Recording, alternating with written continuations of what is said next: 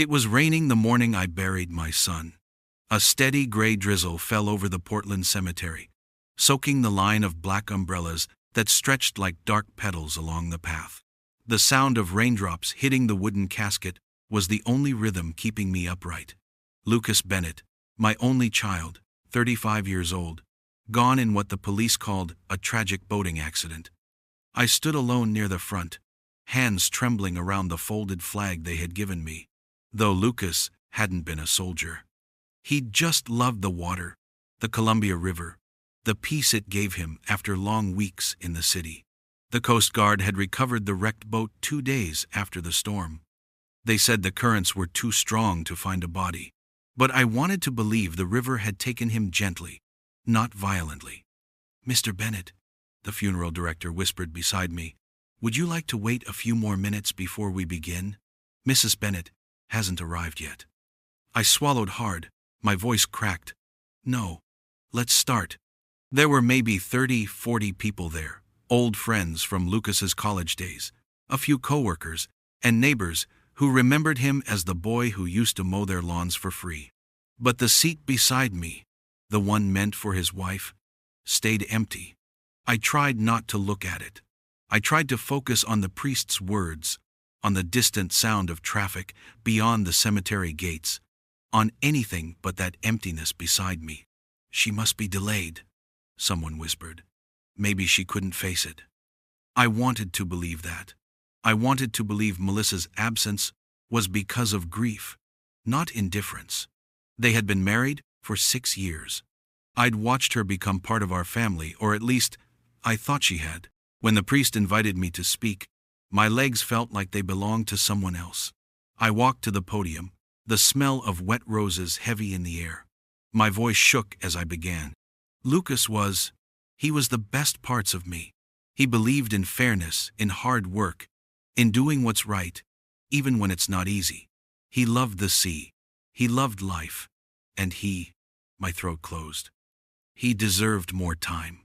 The rest of my eulogy passed in a blur of rain and murmured sympathy. I didn't remember sitting down again, only that at some point the coffin began to lower, ropes creaking softly, and the finality of that sound hollowed me out. After the ceremony, people filed by to touch my arm or offer meaningless words. "He's in a better place. He's watching over you." I nodded, because that's what grieving fathers are supposed to do. But when the last car left, I stayed, watching the groundskeeper cover the grave with wet soil. A crow landed on a nearby branch and cawed once, sharp and jarring. I drove home through sheets of rain. The house felt too quiet. His baseball glove still hung by the back door. A half-finished mug sat on the counter from the last morning he'd visited. I poured myself coffee I didn't drink. I sat at the table staring at nothing. My phone buzzed once on the counter. An unknown number. No name. Just a message. "Ask why she's smiling in Seaside tonight." I frowned. My fingers hovered over the screen. Seaside, the coastal town where Melissa said she couldn't bear to stay after the accident because everything reminded her of him. It had to be some mistake, or a cruel prank. Still, I opened my laptop. I had never cared for social media, but Lucas had once shown me how to check Instagram. I typed her name. Melissa Bennett. Profile still public. Her latest post was only an hour old. There she was in a bright coral dress, hair loose, cocktail glass in hand, the ocean glittering behind her under neon bar lights. Her caption read, "Sometimes the tide takes away what you don't need." The comments were worse. "Finally smiling again. You deserve happiness, girl."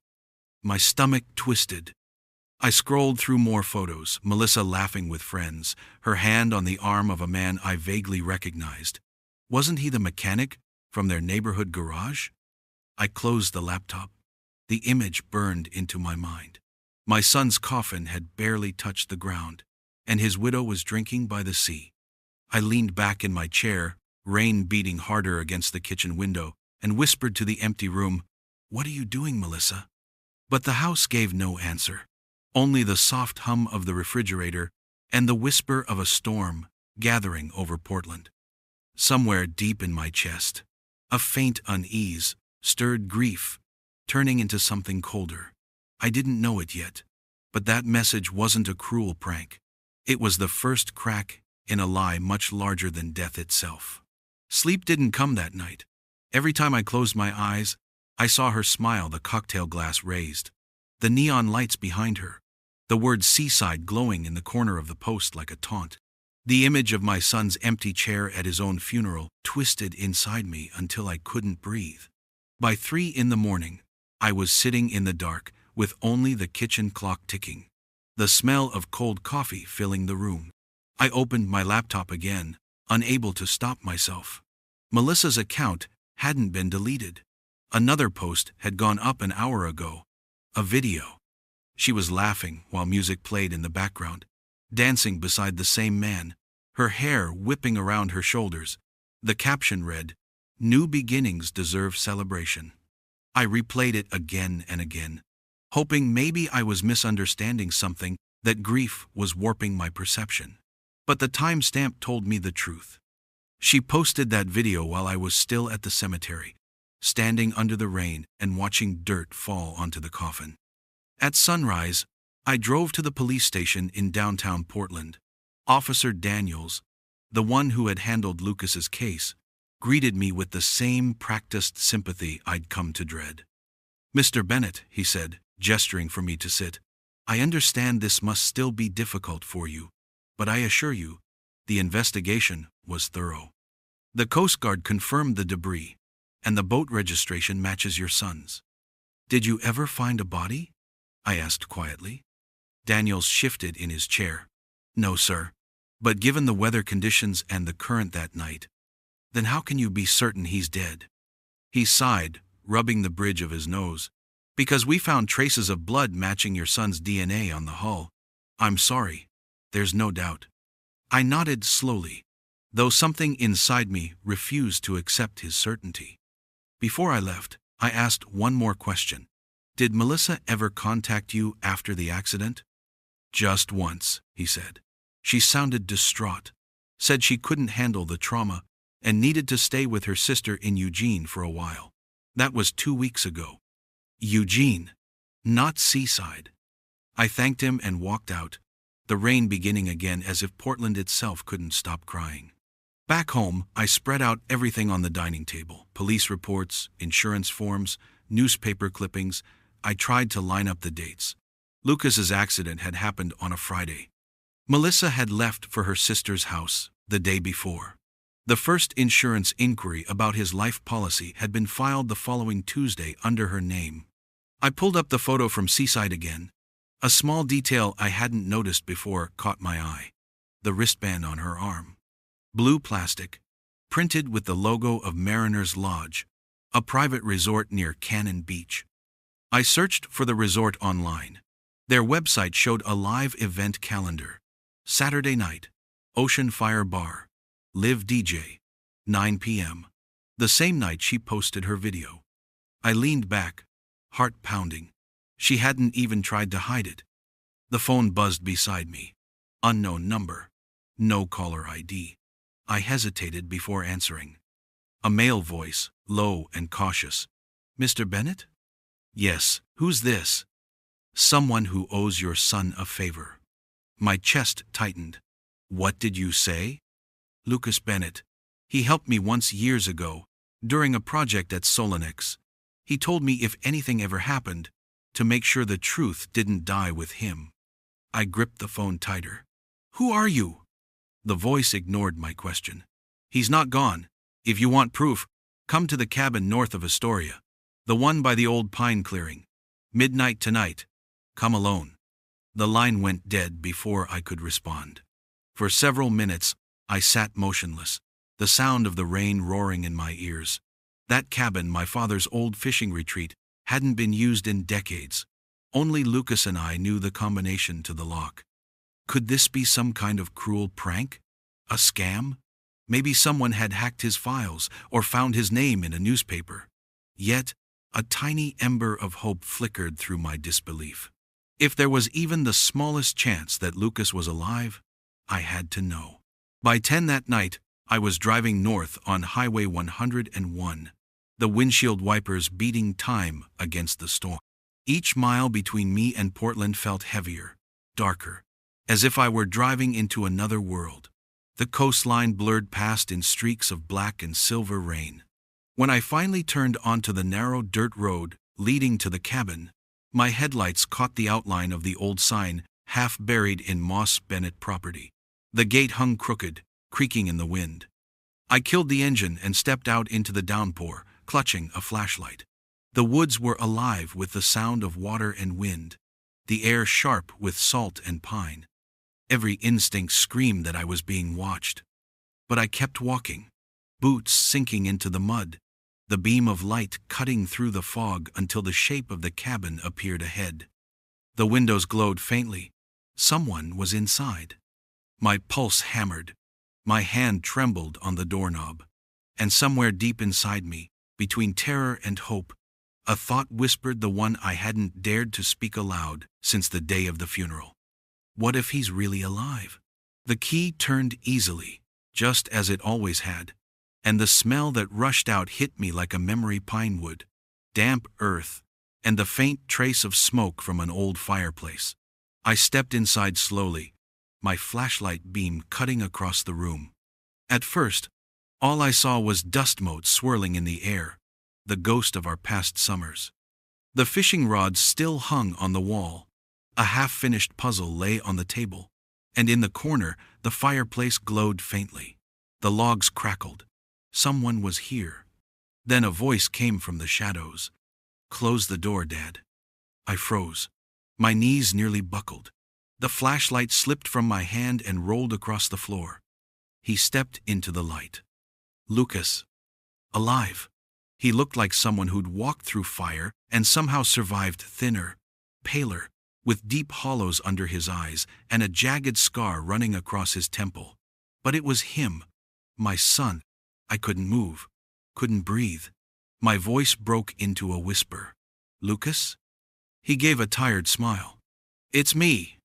I stumbled forward and grabbed him, wrapping my arms around his shoulders. For a long moment, neither of us said a word. The rain battered the roof, the fire hissed, and all I could feel was his heartbeat against mine, proof of life. Finally, I pulled back, still staring at him in disbelief. How is this possible? I buried you. I saw your name on a death certificate." Lucas exhaled slowly, rubbing his face. "I know, and I'm sorry for what that did to you, but I didn't have a choice." He motioned toward the couch. Saturday. My hands were still shaking. "I was supposed to die that night," he said quietly. "Or at least, that's what they wanted." "Who?" He looked toward the window as though expecting someone to be listening. "Solonex Marine, my company." I frowned. "The shipping firm?" He nodded. "That's what they appear to be. But it's a cover, Dad. They've been moving military-grade tech through civilian contracts, tracking chips, prototype guidance software stuff that's supposed to be locked down by the government. A few months ago, I found out. My department handled the shipping manifests, and one file didn't match the cargo reports. When I dug deeper, I realized the company was smuggling restricted material to private buyers overseas. My stomach turned. "You told someone?" "I tried. I sent an encrypted report to the Department of Commerce and was told to sit tight until they could investigate. 2 days later, my car was followed home. Then the emails started. 'Keep quiet, Mr. Bennett. You don't want to end up missing at sea.'" He looked up, and the firelight caught the fear still living behind his eyes. "They were right, Dad. They tried to make me disappear. They sabotaged the boat. I only survived because I jumped before the explosion." Jesus, Lucas. I swam to shore near Hammond and hid for a day. I called Melissa. His voice faltered. I thought I could trust her. I sat forward, dread coiling inside me. "What did she do?" She cried. "Said she'd help me disappear for a while until the investigation came through. She booked me a safe house through a friend, promised she'd tell everyone I'd been lost at sea. She even arranged the funeral, said it would make the cover story stronger." I felt sick. You're telling me she knew? She knew everything, and I believed her. But the night before I left Portland, I checked my email one last time. There was a copy of my whistleblower report forwarded to a Solonex executive account from Melissa's laptop. The words hit like a blow. Lucas clenched his jaw. She sold me out, Dad. That's why I ran. I came here, to the cabin. It was the only place I could think of that no one else remembered. I stared into the fire, my mind spinning. So the police, the Coast Guard, all of that? She planned it. She told them where the wreck would be found. She made sure the story looked perfect. And why would she do that? For money? Lucas hesitated, then reached into a duffel bag beside the couch and pulled out a thin folder. Inside were printed documents, bank statements, insurance forms, copies of forged signatures. My son's name scrawled across them all. She took out 3 life insurance policies under my name, he said. Each one bigger than the last. Total payout, $2 million. I stared at the papers. The ink seemed to blur under my gaze. She did this for money. And for him, Lucas said quietly. He reached for a photo on the table. It was a grainy image printed from a phone, Melissa laughing with a man I recognized instantly. Derek Cole, our family mechanic. Lucas's expression hardened. They've been together for nearly a year. I found the messages, the hotel receipts. Even while I was alive, they were planning how to live off my death. Silence filled the cabin, broken only by the storm outside. I felt my heartbeat slow, replaced by something darker, an anger so cold it almost calmed me. She let me bury you, I said quietly. She let me stand over an empty coffin and weep for nothing. Lucas nodded, eyes glistening. I'm sorry, Dad. I never meant for you to go through that. But I couldn't tell you. If you'd known, they would have come after you too. I leaned back, staring into the fire. And now? What happens now? He looked at me, and in his eyes, I saw a familiar spark, the same determination he'd had as a boy fixing broken engines in our garage. Now, Dad, he said, his voice low and steady, we make sure she doesn't get to spend a single dollar of that money, and we make sure she pays for what she did. Outside, thunder cracked over the forest, echoing through the cabin like a vow. The rain hadn't stopped by morning. It washed the windows in silver streaks as we sat at the cabin's kitchen table, surrounded by stacks of paper, emails, receipts, and documents that pieced together the truth, one ugly fragment at a time. I watched Lucas's hands move as he spoke, his fingers trembling slightly when he turned each page. He'd always been calm under pressure, even as a boy, but this was different. This was fear laced with anger. 3 months before the accident, he said, tapping a printed email, Melissa started transferring small amounts from our joint account. A few hundred here, a few hundred there. I didn't notice at first because she disguised them as household expenses. Then I found out she'd opened a second account under her maiden name. I stared at the numbers. They added up to nearly $20,000. She was preparing to leave you. Lucas nodded. That's what I thought too, but it's worse. Look at this. He opened another folder labeled Cole Holdings, a fake company registered under Derek Cole's name. She wasn't just leaving me. She was helping him. Derek worked at Solonex before I did. He got fired for stealing spare tech parts. When I found out what Solonex was smuggling, he realized I could ruin everything. So they decided to ruin me first. I sat back, stunned. So, she helped them set you up? To make it look like an accident? Exactly. Lucas leaned forward. They drugged me. I didn't realize it until later. I remember drinking wine that night, just a glass, before heading to the docks. She poured it for me herself. By the time I reached the boat, my head was spinning. I thought it was stress. I barely remember jumping when I heard the explosion. He ran a hand through his hair, eyes dark with exhaustion.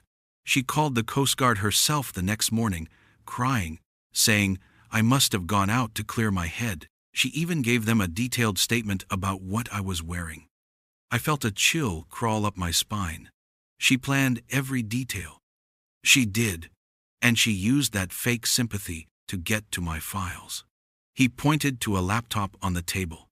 She knew where I kept the encrypted drives, the ones that held the shipment data Solonex wanted hidden. She sold copies of them for almost $500,000. I found the payment records. $500,000, I whispered, all while pretending to mourn you. Lucas opened one final document, a life insurance claim dated 2 days after his death. Her signature was neat, confident, like she'd practiced it 100 times. She didn't even wait a week. For a moment, neither of us spoke. The fire had gone out, leaving only the faint smell of smoke and damp wood. Outside, the wind howled through the trees, bending the pines like they were bowing to something unseen. Finally, I said quietly, "You have to take this to the police, Lucas." He shook his head. "I can't. If I go public, Solonex will know I'm alive. They'll come after you too. And Dr. McAdams, the man who helped fake the medical report, he'll lose his license. No one wins that way." "Then what?" I asked. "You can't just hide here forever." He gave a faint, humorless smile. "No, but I can make sure she never gets to spend that money, and I can destroy everything she built on my grave." He turned his laptop toward me. On the screen was a series of folders labeled Evidence AF, each filled with photos, call logs, and bank transfers. "I've documented everything. I've already uploaded copies to a cloud server under a dead account name. If anything happens to me again, it all goes straight to the FBI's Financial Crimes Division." "Lucas," I started, but he cut me off. "She thinks I'm gone. That's her weakness. She's already transferred some of the insurance money offshore. I can trace every move she makes now. All we have to do is let her keep believing she's won." He reached into his duffel and pulled out a phone burner model, cheap and anonymous. "I've been using this to track her transactions, and she's not careful. She's in Mexico right now, at a resort in Cancun." I recognized the logo from one of her photos. She used my death certificate to open a high-limit card under her new alias, Melissa Cole. Something in me snapped. She took your name, your life, and now she's using your death to buy cocktails on a beach. Lucas looked up at me, and in that moment, I saw the same steel in his eyes that used to surface when he faced unfair odds as a teenager. "That's why we're going to end it, Dad. Not by violence, not by running, but by precision." He pushed the laptop toward me again. "You still know people at the county office, right? From your engineering days? The ones who handle city permits?" "Yes." "Why?" "I need you to help me reroute a few requests quietly. If we can delay the legal certification of my death, the insurance investigation will automatically open a review. That gives me time to feed them evidence anonymously. The fraud alerts will freeze her accounts." "You're talking about playing with federal paperwork, Lucas. That's risky." He met my eyes. "So is being dead." We sat in silence for a while. The cabin felt smaller, as though the walls were closing in. The wind outside howled through the chimney like a warning, but it didn't matter anymore. I knew what I had to do. "She made you disappear once," I said finally. "It's time she learns what it feels like to vanish." Lucas nodded slowly. "We'll start tonight. I'll send the first batch of evidence. By the time she realizes anything's wrong, it'll already be too late." The storm outside deepened, thunder rolling through the valley. I rose to feed the fire again, watching the flames crawl back to life. When I turned, Lucas was staring at the photograph of him and Melissa on their wedding day, a moment frozen in time, all smiles and promises. He picked it up, studied it for a long moment, then dropped it into the fire. The photo curled, blackened, and turned to ash. He watched it burn and said quietly, "She thought my death would make her rich. She has no idea what my resurrection will cost her." That night, thunder rolled over the Oregon coast like a drumbeat of fate. I sat across from Lucas at the cabin's small table, the flickering light from the oil lamp painting sharp shadows across his face. He looked older now, not from age, but from something heavier, The kind of weight that comes from betrayal and survival all at once. "So how do we start?" I asked. He opened his laptop, its cracked screen lighting up the room with a faint blue glow. "We start by letting her destroy herself." He clicked through folders, financial records, encrypted message chains, screenshots of bank transfers from Melissa's fake accounts. Her pattern was clear. She'd been moving money in small bursts through shell corporations registered in Belize and the Cayman Islands. It was sloppy, arrogant, and, as Lucas pointed out, easy to trace if you knew where to look. "Melissa thinks she's clever," he said, typing quickly. "But greed makes people predictable. She'll want more, always more. That's how we catch her." He explained the plan step by step. Phase 1. He'd submit anonymous reports to the insurance companies claiming fraud, backed by digital evidence he'd gathered before dying. He had created a set of time-stamped files, emails from her fake accounts, receipts from luxury hotels, even photos of her vacation with Derek. Each report was designed to trigger an internal audit that would freeze her payouts while the investigation proceeded. Phase 2. Feed the FBI. Lucas had spent weeks gathering proof that Solonex Marine was laundering money through false shipping manifests. Now, he'd link Melissa and Derek to those transfers using the files she'd stolen. Once the FBI began connecting her financial activity to Solonex, the case would escalate beyond insurance fraud into federal conspiracy. "And all this," I said slowly, "without revealing that you're alive?" Lucas smiled faintly. "Exactly. Every submission is automated through a ghost account I programmed to activate from here. It's all scheduled. I press one button, and the system handles the rest." He paused, fingers hovering over the keyboard. "But I need your help for Phase 3. "What's that?" "You still have connections at the county registrar's office, right? You told me once you helped design their digital filing system back in the day." I nodded cautiously. "Yes. Why?" "I need to delay the certification of my death. Officially, it's still listed as pending review because of the missing body. If that status changes to confirmed deceased, Melissa can access the remainder of my assets. But if we hold that paperwork another week, the insurance review will hit first, and the FBI will already have their claws in her accounts." I exhaled slowly. "You're asking me to stall a legal process, Lucas. I'm asking you to buy me time to bring her down legally. I'm not stealing anything. I'm preventing a criminal from stealing everything." I stared at my son. The intensity in his eyes reminded me of the kid who once spent hours fixing his first car engine patient, methodical, unstoppable. "What happens after that?" I asked. "When the investigations start?" "Then we let the dominoes fall. She'll panic when her accounts freeze. She'll call her bank, her lawyer, maybe even me. But since I'm dead, she'll have to settle for you." "Me?" Lucas nodded. "She'll come to you pretending to be desperate, innocent, maybe even remorseful. That's when you'll tell her the FBI left some documents at the house. She'll rush back to Portland, and that's where I'll be waiting." I frowned. "Waiting to do what?" He met my eyes, voice steady but cold. "To make her tell the truth on record. Lucas, I won't hurt her, Dad, but she's going to confess everything herself, one way or another. I've already set up the cameras in the house. When she walks through that door, she'll be stepping into her own confession." Outside, wind slammed against the cabin, rattling the windows. I looked at my son, the determination on his face, the calm control in his voice, and realized just how far he'd come since the night I buried him. "Are you sure you want to do this?" I asked. "Once this starts, there's no turning back." He nodded. "She buried me once, Dad. Now it's her turn." We spent the next few hours preparing. I called an old friend from my engineering days at the registrar's office, pretending I needed clarification about a client file. I asked as casually as I could for a minor delay on a death verification document to an administrative hiccup.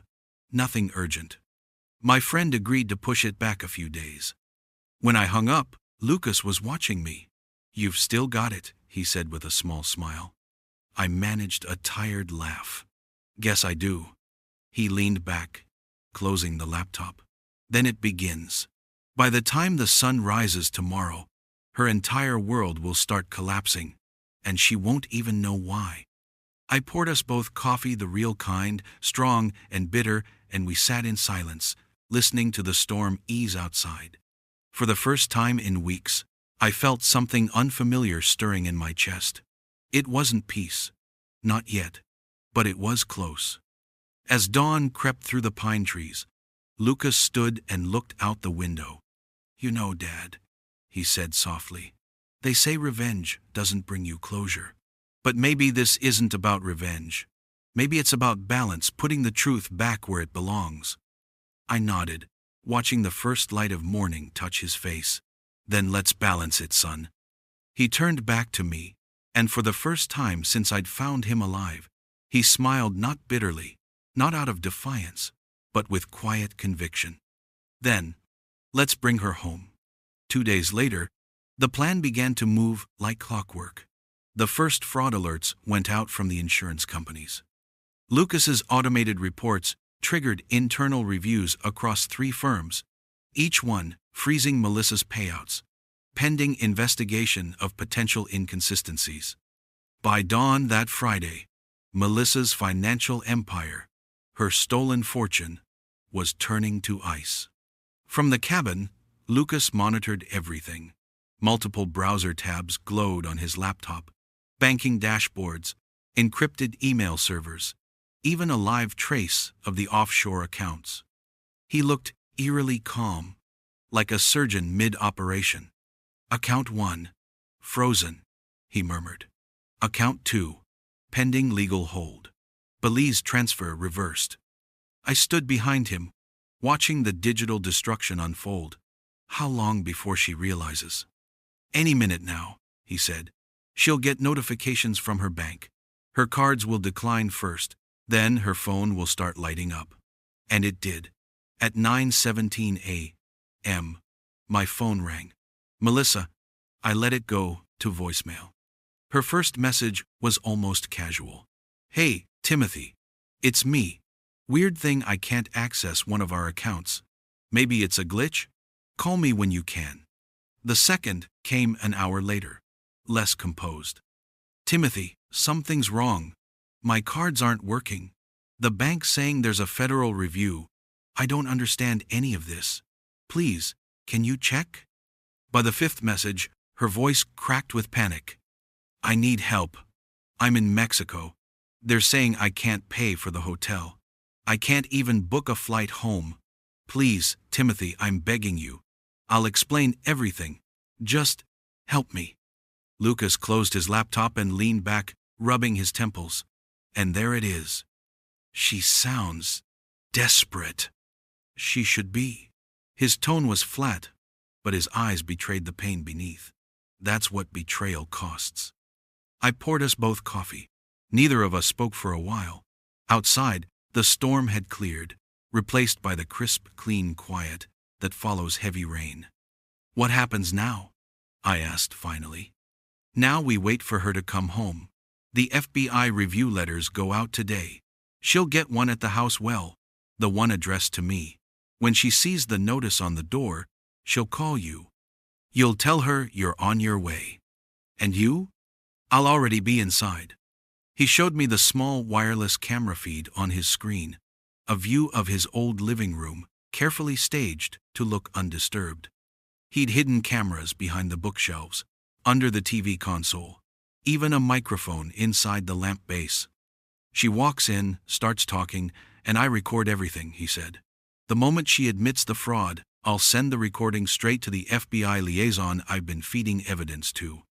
"You've really thought of everything," I said quietly.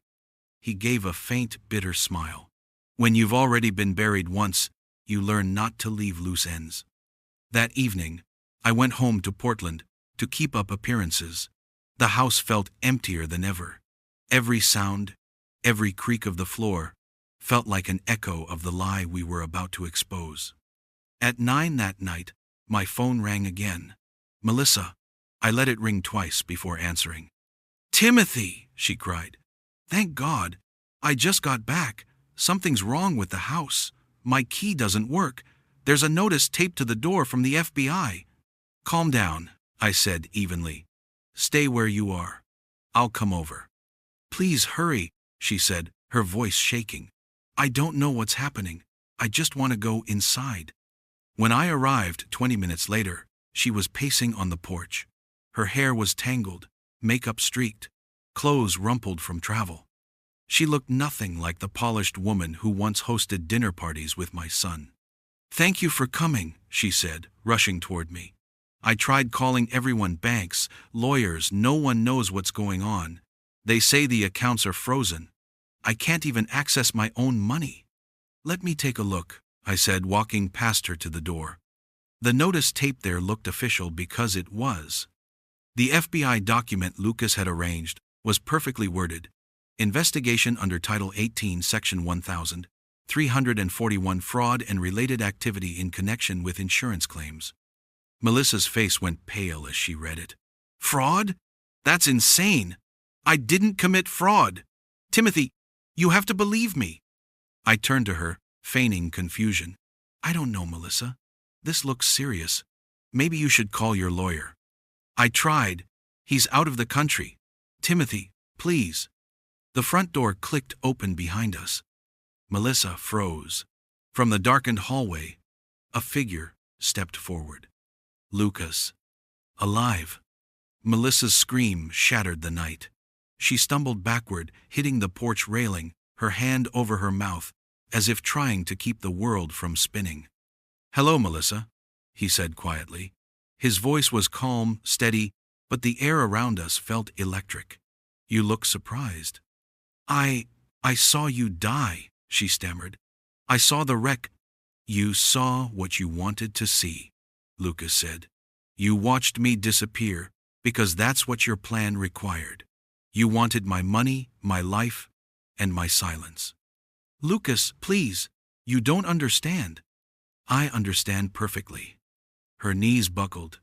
It wasn't like that, He stepped closer. You planned every detail. The policies, the forged signatures, the wire transfers to Derek's shell accounts. You poisoned me, Melissa. She shook her head violently. No, I just wanted to scare you to make you leave Solinex alone, Derek said. The words died in her throat. Lucas's eyes darkened. Thank you, he said softly. That's all I needed. From his pocket, he pulled a small device, the size of a car key, and pressed a button. A soft beep echoed from inside the house. Melissa's eyes widened as realization dawned. You recorded me? Every word, he said. I watched as she crumpled onto the porch steps, sobbing, clutching her head. Lucas turned to me. It's done. What happens now? I asked. He looked down at her, his expression unreadable. Now she gets to feel what I did, helpless. But the difference is, she still gets to breathe. Behind us, the first sirens wailed in the distance. The FBI had been waiting for confirmation. By the time they arrived, Melissa Bennett was still on the steps, trembling, her eyes locked on the man she thought she'd buried. Lucas stood silent as they cuffed her hands. And in that silence, I realized something powerful. Revenge wasn't loud or angry. It was quiet, methodical, and absolute. By dawn, the sky over Portland was streaked in cold gray light. Rain hung low like fog, dampening the city in silence. The night's chaos had ended with flashing blue lights and the metallic clatter of handcuffs. Melissa had been taken away before sunrise, her voice hoarse from shouting that it was all a mistake. But it wasn't. Lucas and I sat in the back booth of a diner on Burnside Street, the same place where we used to eat after his college classes years ago. The smell of fried eggs and burnt coffee filled the air, and for the first time in weeks, Lucas looked like he could finally breathe. The FBI called an hour ago, he said quietly, stirring his coffee. They've confirmed her confession matches the digital evidence I sent. They found the offshore transfers and the fake insurance policies. She's facing federal charges, fraud, conspiracy, and attempted murder. Attempted murder, I asked, startled. He nodded. They tested the wine bottle she left behind that night. Traces of benzodiazepine, the same drug that made me black out before the explosion. I closed my eyes. She really meant to kill you. Yeah, he said softly. But I didn't die. And now she gets to live with that. The waitress came by, refilled our cups, and smiled politely. She had no idea that the quiet man across from me had just returned from his own grave. What about Derek? I asked. Lucas gave a small, satisfied smile. They found him in Vancouver this morning. The Canadian police already have him in custody. Apparently, he tried to withdraw what was left of their money using one of her forged IDs.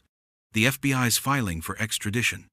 I sat back, the tension in my chest finally beginning to ease. It's over then. Almost. Lucas's gaze drifted to the rain, streaking the diner window. The Solonex investigation has gone public. The Department of Justice is freezing their accounts and questioning half their board.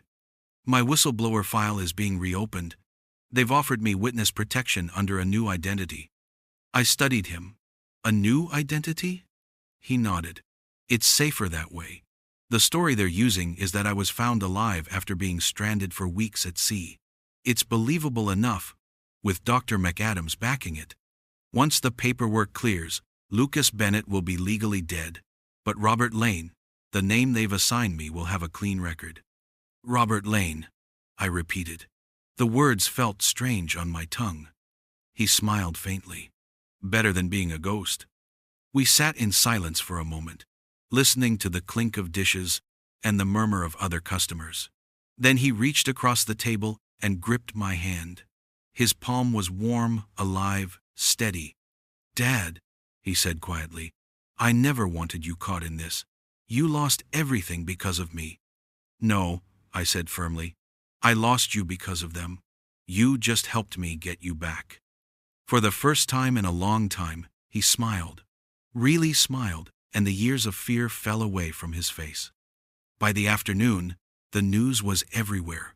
Local widow, arrested in massive fraud scheme, husband found alive.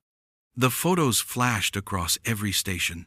Melissa's mugshot beside a photo of Lucas in a hospital gown, his face pale but calm. Reporters called it the resurrection fraud. They didn't know half the story, and we intended to keep it that way. A week later, Lucas's official statement aired on the evening news. I was given a second chance at life, he said, his voice steady, eyes focused on the camera. And I intend to use it to expose the corruption that nearly cost me everything. That night, we celebrated quietly at home, pizza, cheap wine, and the kind of laughter that felt foreign but necessary. Lucas stood by the window, watching the lights of the city, his reflection ghosted against the glass. She thought death would silence me, he murmured. But it just taught me how to speak louder. What will you do now? I asked. He turned toward me. Start over, but not as Lucas Bennett. That name belongs to a man who trusted the wrong people. Robert Lane will build something better, something clean. And where does that leave me? I asked with a faint smile. He met my eyes. With me, if you want to come. For the first time since his death, I felt the weight in my chest lift. Then I'm in. We left Portland quietly 2 days later, driving south toward a new beginning. The city lights faded behind us as the highway opened toward endless gray sky and rain-slick asphalt. Lucas, no. Robert rolled down the window and let the wind hit his face. He was alive, free. And for the first time in a long while, so was I. 6 months later, the Oregon spring returned with its quiet, magic green hills, mist curling through the evergreens, and the sound of water running fast with snowmelt. Lucas and I had built a new life in Bend, far from Portland's noise, under new names and clean records. The town didn't ask questions, and we didn't offer answers. We rented a small cottage near the river. The mornings smelled of pine and coffee, and the nights were peaceful in a way I hadn't known in years. Lucas, now officially Robert Lane, opened a small consulting firm with my help.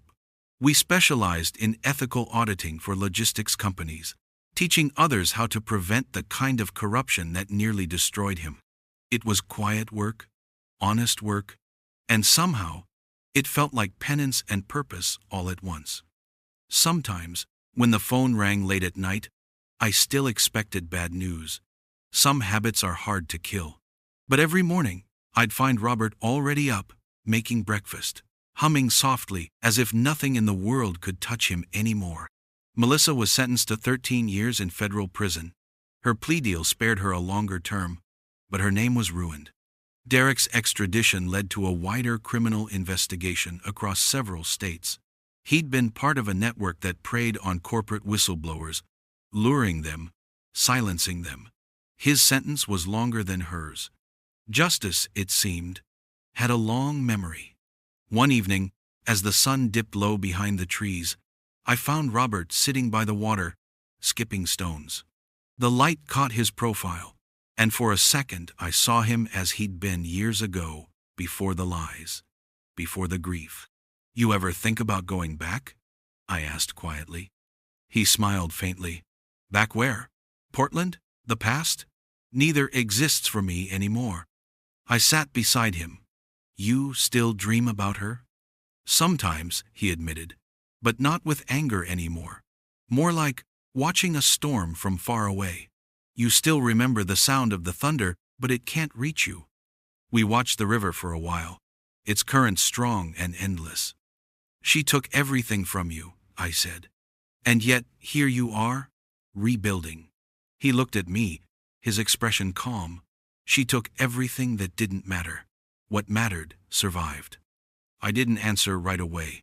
The words sank deep, finding places inside me I hadn't known were still wounded. When the wind shifted, carrying the smell of cedar and wet soil, I realized that the grief had finally loosened its grip. What remained wasn't bitterness, it was clarity. Some people lose themselves to revenge, but if you listen closely, justice has its own way of healing you, one quiet truth at a time. Robert rose, brushing the dirt from his jeans. "Come on, Dad, dinner's getting cold." As we walked back toward the cottage, I glanced over my shoulder at the river glinting under the sunset. Life had carried us through storms and shadows, but somehow it had also brought us here to peace, to truth, to a second chance neither of us thought we'd have. And that night, sitting by the fireplace, as the logs cracked and glowed, I understood the lesson my son had fought so hard to teach me. Death doesn't always end a life. Sometimes, it saves one.